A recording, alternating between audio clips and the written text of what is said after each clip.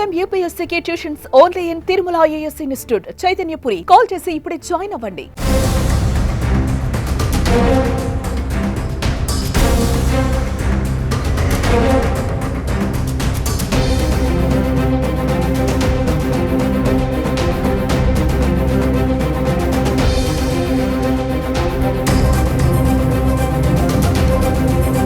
అమెరికాలోని వాషింగ్టన్లో ఘోర ప్రమాదం చోటు చేసుకుంది. ఎయిర్పోర్ట్ ల్యాండింగ్ సమయంలో ప్రయాణికుల విమానం మరో హెలికాప్టర్ పరస్పరం ఢీకొన్నాయి. బలంగా ఢీకొనడంతో పెద్ద ఎత్తున మంటలు చెలరేగి రెండో పక్కనే ఉన్న పోటోమాక్ నదిలో కుప్పకూలిపోయాయి. ఘటనా సమయంలో విమానంలో 60 మంది ప్రయాణికులు, 4 సిబ్బంది ఉన్నారు.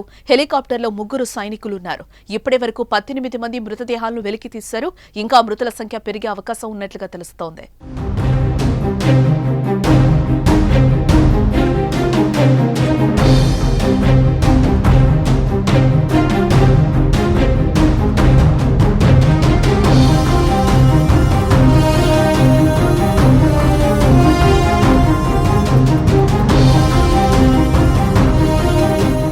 పీఎస్ఏ ఎయిర్లైన్స్ ప్రయాణికుల విమానం కాన్సాస్లోని విషిటా నుంచి బయలుదేరింది. వాషింగ్టన్ సమీపంలోని రొనాల్డ్ రీగన్ నేషనల్ ఎయిర్పోర్ట్ రన్వేపై దిగేందుకు సిద్ధమవుతూ ఉండగా రక్షణ శాఖకు చెందిన సికోర్కీ H-60 బ్లాక్ హెలికాప్టర్ను ఢీకొంది. భూమికి కాస్త ఎత్తులో ప్రమాదం జరిగిన వెంటనే భారీ శబ్దం వినిపించింది.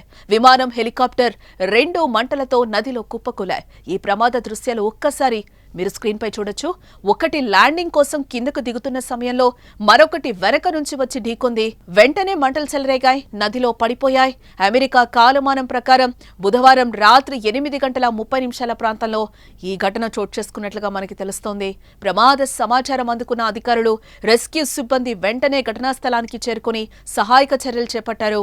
ప్రస్తుతం 18 మంది చనిపోయినట్టుగా తెలిసినా ఇంకా భారీగా ప్రాణ నష్టం జరిగే అవకాశం ఉంది.